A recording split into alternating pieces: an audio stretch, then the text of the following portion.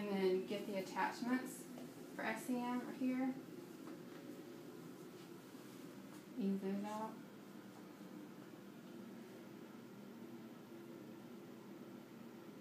I have so many people tell me after doing some stuff here, a lot of clients have come in, they can't bite their jaw down all the way.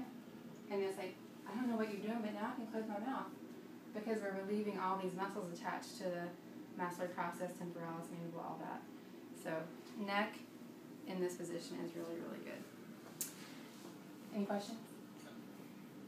Nothing crazy new, just trying to get places open up better. So QL from this position, not from here, because there's so many muscles on top, you have to come in from the side. So again, another highly tense area, and you want to be looking. Can you tell? Is there a higher hip? And you can. That's kind of what I do when I'm doing this for the assessment anyway.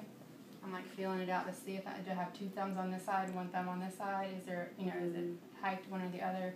And I'll be there a little bit more. And she doesn't actually have much of a tilt, but what's that? I think it's her phone. So a simple QL is just compression. So lumbar spine, and then same thing with the side body of the scapula. You don't need to dig in here too much. This is a really high tense area. But I'll work my way up slowly to the upper attachments, and I'll be adding a little bit of friction in here. Just getting that QL addressed. But again, why is the QL hypertonic usually? What does the QL do to the body?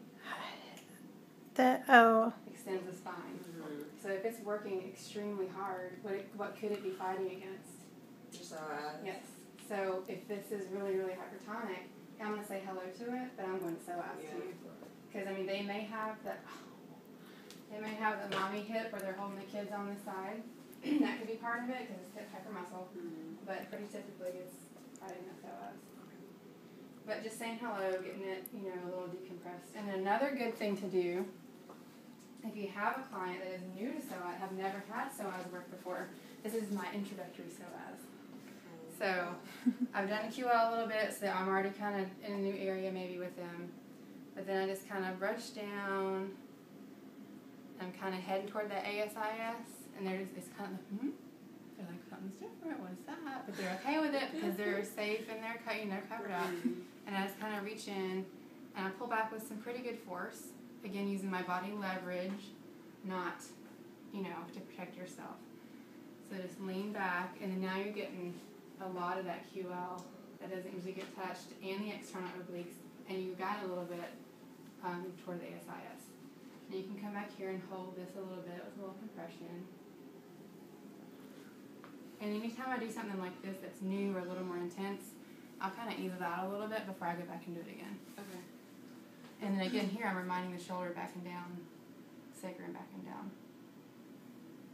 And then if I really want to give them a good example, I'm going to come in and go in towards that iliacus. So now my finger is actually in and hooked inside iliacus. And it's holding a static, just a little hold. So they have time to acclimate to it. And she's not super, super tight. But if someone is really tight, I'd give them a good little compression so they feel what that feels like. And I'm like, how does that feel? And they'll say, what is that? I'm like, well, I need to get to that on the front side if that's okay. So that's your intro to that. And they're kind of aware of what's going on, maybe a little more open to it at that point. Are you working with breath there? Yes, absolutely. Yep. That's that. Now hold there. I'll just stay as long as I need. Then I'll come back and just lengthen it out.